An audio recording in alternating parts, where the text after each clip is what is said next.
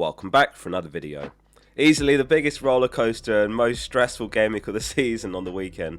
Saturday night, the red arrow was absolutely huge, something like 13 points off safety, having only had Timber, Raya and Saka playing so far. Gabriel wiping Arsenal's clean sheet and then redeeming himself with a goal at very high ownership was an absolute rank killer, as was Rice's brace and Defcon for 17 points. Well played if he kept the faith in him. It was a bit of a weird game week. Wolves were the best defence with only 0.3 expected goals conceded, better than any team last game week. I never thought I'd see the day. Only two players really showed up for me. It was Cunha and Thiago, and between the two it was just about enough to scrape together a tiny green arrow, still sitting at about 40k. Basically a green arrow. I went up like 500 places in the ranks. I've not spent a transfer since last month, Gameweek 18, which has required a lot of patience, and the hope is basically that saving these transfers is going to result in bigger gains later. Short-term loss, longer-term gain, we'll have to see. It might not play out, but that's been the strategy. We've seen some huge scores besides Rice as well. Cielo with 17 points himself, Enzo, Verts, Bruno G, all with double-digit points. Nice work if you caught any of their hauls. There's always someone that I forget to mention in the players to buy videos, and an honourable mention goes to Mane from Wolves, who got a goal and assist, a maximum bonus for a 12-pointer. He's a 4.5 mil forward, so that makes him a really interesting option to me. I could see myself ending up with him in a few weeks, because I'm potentially looking to downgrade Ekitike to get Bruno and Palmer in around Gameweek 24. Let's have a quick look at how you guys got on. Lucas says, I scored 25 on the field, and look at this bench. That's right up there with one of the most painful benches I think I've ever seen of all time. So we had Dubravka, Thiago, Wilson and Rice, a 41-point bench. John Wilcox says 87 points when Alderete subs in with his point. An absolutely massive 85% rank jump this week. He was already doing well at 36k, and now John sits at 5k overall. Well in, John. Let's do a couple more. Tom says 30 points all out. A massive 22-point red arrow. Probably one of my worst game weeks ever. 150k rank loss. I can only laugh and hope for better next week. Super unlucky. That's a perfectly good team, and you were just unlucky owning the combination of decent picks that didn't return. Last one. Mariansky was the winner this week. He says, I'm kind of proud of this one. Almost every player had a return and a huge jump from 340k to 58k. Returns from everyone except one player, and hilariously the one player who didn't return was his captain, which sums up this game at times. Haaland captain, but an overall score of 95 points.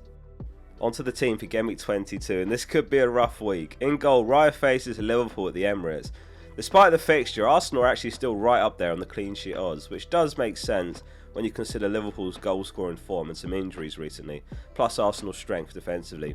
38% chance given to Arsenal, actually joint second with three other teams.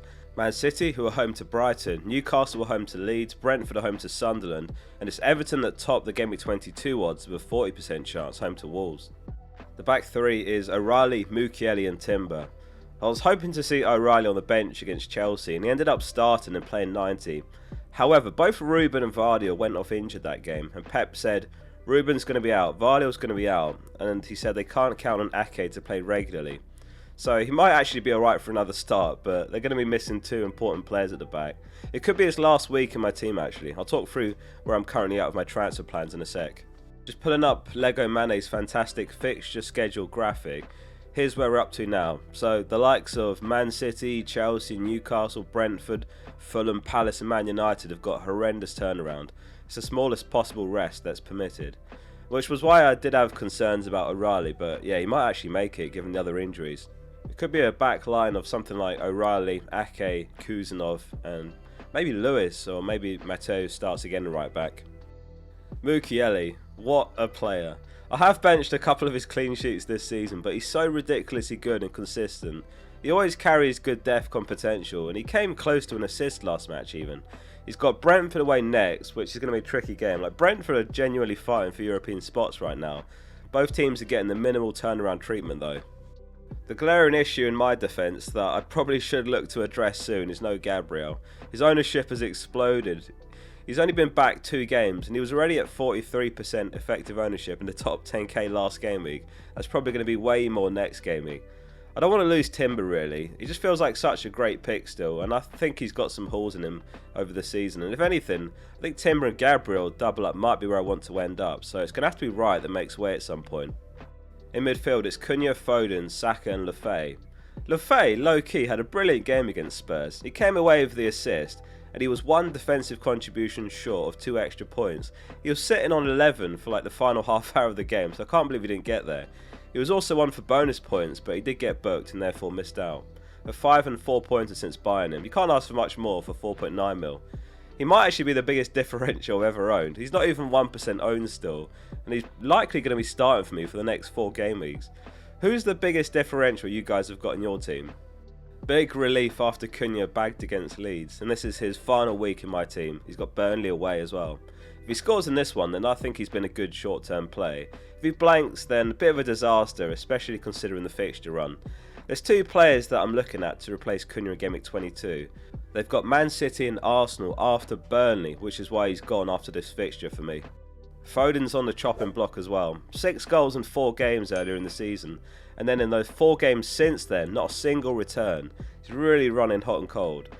He'll get a bit longer than Cunha though, since he's got Brighton home, and then it's the Manchester derby, and then it's Wolves home. Those next 3 are just too good to sell, so I'm going to keep patient with him despite the blanks. It's getting harder and harder to justify Saka when Rice is beating him basically every week for like 3 million cheaper. I might make that swap later, but in the meantime there are bigger priorities, so I just can't do it right now. The good news is that he still returned last match off the bench, and he did have a bit of a rest there before a huge game up next, home to Liverpool. Up front it's Ekitike, Thiago and Haaland. So Slot said the following on Ekitike's exclusion from the squad on the weekend. Hugo travelled, but he felt something during the training session. A scan showed it was DOMS, delayed onset muscle soreness. So it's very minor. That's basically the most minor injury you can have, and it sounds like he'll definitely start the next one. It's a healthy turnaround for Liverpool as well between the 2 games, given it's just them and Arsenal that play on Thursday. It's looking like a rough game though, because obviously it's Ekitike versus double Arsenal defence. It's Thiago versus Mukiele. Do you sell Ekitike if you've got him then? Well, personally, I'm not selling him. He's got Burnley home in Gameweek 22, which is the best possible fixture that a team can have right now. They are by far the worst team for expected goals conceded, shots conceded, big chances conceded, so I think it's possibly asking for trouble to sell now and miss out on that Burnley game at Anfield, but I do understand the temptation if you don't have Thiago. The schedule eases up a bit after this next game week as well. They play Arsenal on the 8th of Jan, and then on the 12th of Jan they're against Barnsley at Anfield in the Cup, where Slot will definitely rotate heavily, and then it's the Burnley game like 4 days after that.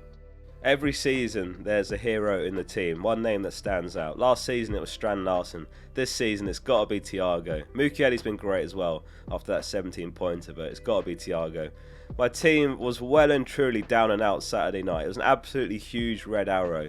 Thiago takes 6 shots, most of any player on the weekend. 3 of those shots go in. 1.7 expected goals, 17 pointer. He's got Sunderland home next. Some of you might remember I wasn't comfortable doing that Thiago to Ekitike swap a few weeks ago, and I found a way to keep him, which basically meant buying Lafay, and thankfully so far that's worked out. Maybe it's stubbornness to feel like the Ekitike transfer was worth it, but I do want to keep him for that Burnley game, because if he gets something there then I think that was fine. Otherwise, yeah, I think buying him at all was a mistake, because I could have just gone for Wirtz instead and saved a transfer. Haaland capped him. He's failed to score for 3 games in a row for the first time this season. Despite all that, I do think he feels like the best option this week, Brighton home. I think Cunha away against Burnley looks very good as well, especially if Bruno's back, which is a possibility. Cunha vice-captain. Got to back City really to dig out a result despite the injuries.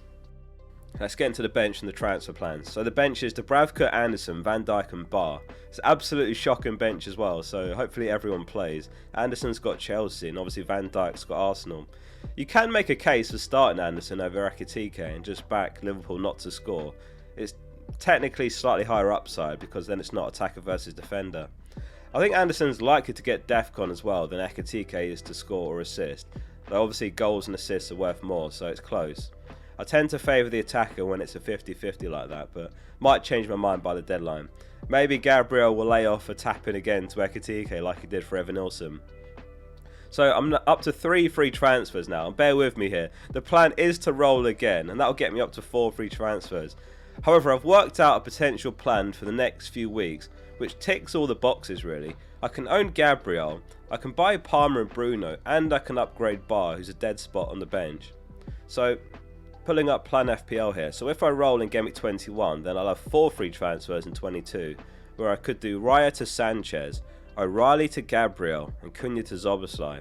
I'm also considering Cherki instead of Szoboszlai. I know some of you have got Szoboszlai and you're saying don't go there, but he does have Burnley home. He'll be on pens. I think it's not a bad punt for a couple of weeks. But obviously I would have that third City spot freed up by selling O'Reilly, so Cherki works as well. As I say, whoever I buy, it'll just be for 2 game weeks, and I'll explain why in a second. Szoboszlai's got Burnley home and then Bournemouth away. As I say, he's on pens. Cherki's got Man United away, Wolves home. He's got corners and some set pieces, so it's quite a close one. And then in Gameweek 23, I'd have 2 free transfers and I'd roll. And then in Gameweek 24, we put up those safe transfers to good use at last. It's Szoboszlai to Palmer, Foden to Bruno, and Ekitike to Barnes. That's Burnley's Barnes, 4.2 mil forward. He's better than Gw basically because he's the same price and he basically leaves a Chelsea spot open just in case. Fortunately, even Mukiele and Lafay have got a good fixture that week. They've got Burnley home. I'd have enough in the bank as well to do a move like Bar to Dewsbury Hall, who will be back by then I think. So something like that in Gameweek 25 is possible as well. So that's where I'm currently at with the team. Bruno and Palmer's fixtures are basically just too good to resist from Gameweek 24. But I'll have to see how Palmer sort of does over the next few games though, because I'm not fully committed to buying him. I think it depends on his minutes and his form the next few games. He did play 90 against Man City, which is encouraging. The last time he played 90 this season was literally Gameweek 1. I'll be back again later with the experts video for Gameweek 21. Make sure you subscribe. Loads of tips coming in that one. I'll see you soon for the next one.